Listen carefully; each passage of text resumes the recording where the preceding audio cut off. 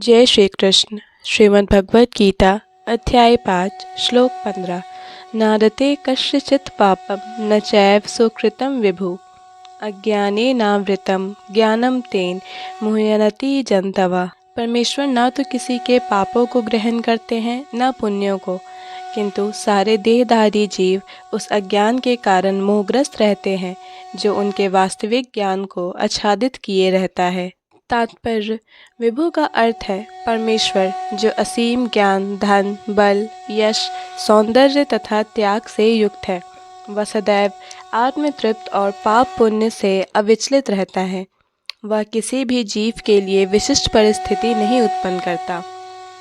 तात्पर्य: विभु का अर्थ है परमेश्वर, जो असीम ज्ञान, धन, बल, यश, सौंदर्य तथा त्याग से युक्त है। वह सदैव आत्मतृप्त और पाप पुण्य से अविचलित रहता है। वह किसी भी जीव के लिए विशिष्ट परिस्थिति नहीं उत्पन्न करता, अपितु जीव अज्ञान से मोहित होकर जीवन की ऐसी परिस्थिति की कामना करता है जिसके कारण कर्म तथा फल की श्रृंखला आरंभ होती है। जीव परा प्रकृति के कारण ज्ञान से पूर्ण है, तो भी वह अपनी सीमित शक्ति के कारण अज्ञान से वशीभूत हो जाता है। भगवान सर्वशक्तिमान है किंतु जीव नहीं है। भगवान विभु अर्थात सर्वज्ञ हैं किंतु जीव अणु है। जीवात्मा में इच्छा करने की शक्ति है, किंतु ऐसी इच्छा की पूर्ति सर्वशक्तिमान भगवान द्वारा ही की जाती है। अतः जब जीव अपनी इच्छाओं से मोहग्रस्त हो जाता है तो भगवान उसे अपनी इच्छा पूर्ति करने देते हैं, किंतु इसी परिस्थिति विशेष में इच्छित कर्मों तथा फलों के लिए उत्तरदायी नहीं होते।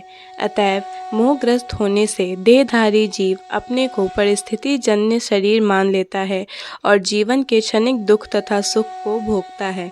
भगवान परमात्मा रूप में जीव का चिरसंगी रहते हैं। फलतः वे प्रत्येक जीव की इच्छाओं को उसी तरह समझते हैं जिस तरह फूल के निकट रहने वाला फूल की सुगंध को। इच्छा जीव को बद्ध करने के लिए सूक्ष्म बंधन है। भगवान मनुष्य की योग्यता के अनुसार उसकी इच्छा को पूरा करते हैं। आपन सोची होत नहीं, प्रभु सोची तत्काल। अतः व्यक्ति अपनी इच्छाओं को पूरा करने में सर्वशक्तिमान नहीं होता, किंतु भगवान इच्छाओं की पूर्ति कर सकते हैं। वे निष्पक्ष होने के कारण स्वतंत्र अनुजीवों की इच्छाओं में व्यवधान नहीं डालते, किंतु जब कोई कृष्ण की इच्छा करता है तो भगवान उसकी विशेष चिंता करते हैं और उसे इस प्रकार प्रोत्साहित करते हैं कि भगवान को प्राप्त करने की उसकी इच्छा पूरी हो और सदैव सुखी रहे। अतएव वैदिक मंत्र पुकार कर कहते हैं, ईशु हेव साधु कर्म करियति तम यमे भयो लोको भय उन्नति निशते एष ओ एवा साधु कर्म कार्यति यमधो निनिशते। भगवान जीव को शुभ कर्मों के लिए प्रवृत्त करते हैं जिससे वह ऊपर उठे। भगवान उसे अशुभ कर्मों में इसलिए प्रवृत्त करते हैं जिससे वह नरक जाए। अज्ञो जंतुरनीशो अयमात्मना सुख दुखयो ईश्वर प्रेरितो गच्छेत स्वर्गम वा शुभ्रमेव च। जीव अपने सुख दुख में पूर्णतया आश्रित है। परमेश्वर की इच्छा में वह स्वर्ग या नरक जाता है, जिस तरह वायु के द्वारा प्रेरित बादल। अतः देहधारी जीव कृष्ण भावनामृत की अपेक्षा करने की अपनी अनादि प्रवृत्ति के कारण अपने लिए मोह उत्पन्न करता है। फलस्वरूप स्वभावतः सच्चिदानंद स्वरूप होते हुए भी वह अपने अस्तित्व की लघुता के कारण भगवान के प्रति सेवा करने की अपनी स्वाभाविक स्थिति को भूल जाता है और इस तरह वह अविद्या द्वारा बंदी बना लिया जाता है। अज्ञानवश जीव यह कहता है कि उसके भव बंधन के लिए भगवान उत्तरदायी हैं।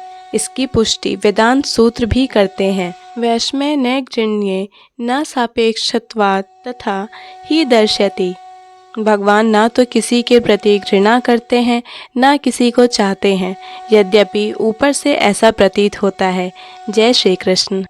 भगवद गीता के सभी श्लोकों को सुनने और समझने के लिए हमारे चैनल को सब्सक्राइब करें। अगर वीडियो पसंद आया हो तो इसे लाइक और शेयर करें।